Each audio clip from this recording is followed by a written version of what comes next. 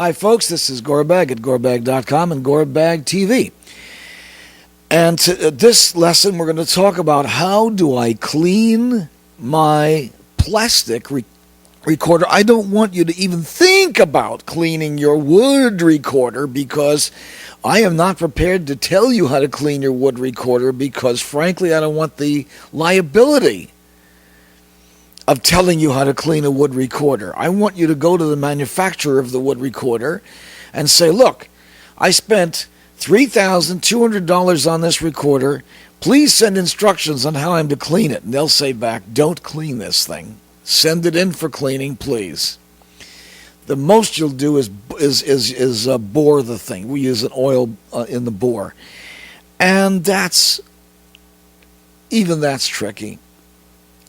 So unless you're willing to dedicate your life to your recorder, I don't think you are, you don't want to really know how to clean a wood recorder. So plastic recorder, here's how you clean it. It arrives at you like this in a little case. Now, if the recorder is dirty, the case is dirty. If the recorder has been played, the case itself has biological damage to it.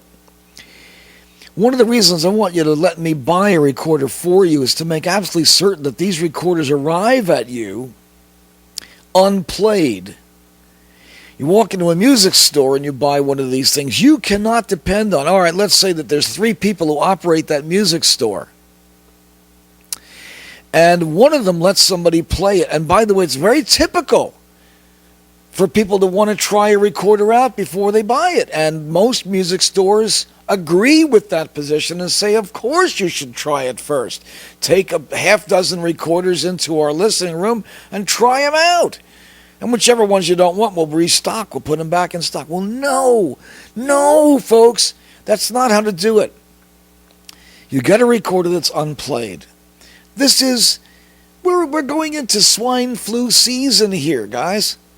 So take it easy with yourself. I mean, suppose you get a recorder that isn't exactly right. So you've blown $40, $50, $60, $70, but you haven't blown away your body entirely as a result. Now, you get your recorder. It's at your home. The first thing you're going to do is you're going to make a solution of how many parts to how many parts of bleach. You're going to use what kind of bleach, first of all? Household bleach. Household, the stuff you have in your kitchen, folks. Not the stuff you use to scour out your toilet. Okay? Not your Ajax. What kind of household bleach is it? What's it called? Clorox household bleach. It's actually reduced. It's already reduced, already watered down when you get it, right? It's not pure. Is it pure? 100%? Concentrated, yes, but 100% no. Can't be. It's a chlorine bleach, okay? It's the kind of stuff that goes into swimming pools. Now, if you've been in a swimming pool, a public pool, and you got a little water down you, it's very diluted by the time you get it down. It's not going to kill you. Household bleach, on the other hand, would not be kind to your body. So you make sure you're not going to get this into your body, okay? It's going to be diluted by the time anything happens, gets near you, but still, be careful with household bleach, please. And you should wear glasses, maybe, when you're handling bleach, because you don't want the stuff spattering, and we're going to wear gloves, okay? Then you're going to pour the bleach into some water. How much to how much?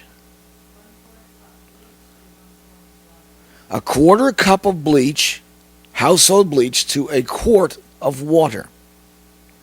Mix it thoroughly with something that won't melt, such as your hand, your raw hand. Then you're going to soak these in that bleach, right? For how long? 10 minutes in that bleach. Then with gloves on, you're going to remove these, and then what are you going to do?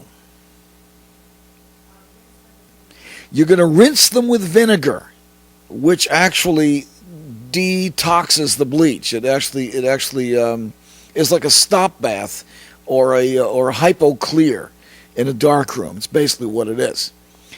So it actually reverses the bleach effect to the extent that it's somewhat safe. Now at this point it's still not safe. You need to do is run water over it for how long?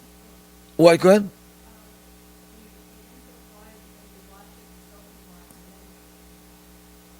Okay, so you put the bleach, you put it in bleach for 10 minutes. You take it out of the bleach and you rinse it with vinegar. White vinegar, yes. Oh, of course, white vinegar. White vinegar, till it's every bit of this is covered with white vinegar. You make sure that the white vinegar covers everything that the bleach contacted. Then you do what? Then you wash it with soap and water. Detergent. Like dish detergent. That'll cut through grease, right? And then what? Then you rinse it thoroughly with water. So you see no more soap and it's completely clear. Solution coming off is completely clear and there's no residual smell. If you can't smell the vinegar, you can't smell the detergent, you can't smell, and the bleach doesn't get you, it's probably okay. So how long do you rinse it for? 5 minutes, 10 minutes? 3 and 4 minutes. Okay, so the smell and sight tests are the most important. Make sure that it runs clear and make sure that all the vinegar is off, all the bleach is off, all the detergent is off, and it doesn't smell of any of that. And if you doubt your own smelling senses, get somebody to check it out for you. Then do not reassemble it. Dry it as best you can and set it out, not in direct sunlight, never in direct sunlight. It'll melt like anything, including yourself. You put it out on some drying pad to dry out. And then you're going to reassemble it. And we'll talk about the reassembly at the next lesson. So tune into the next lesson on how do I put this sucker back together.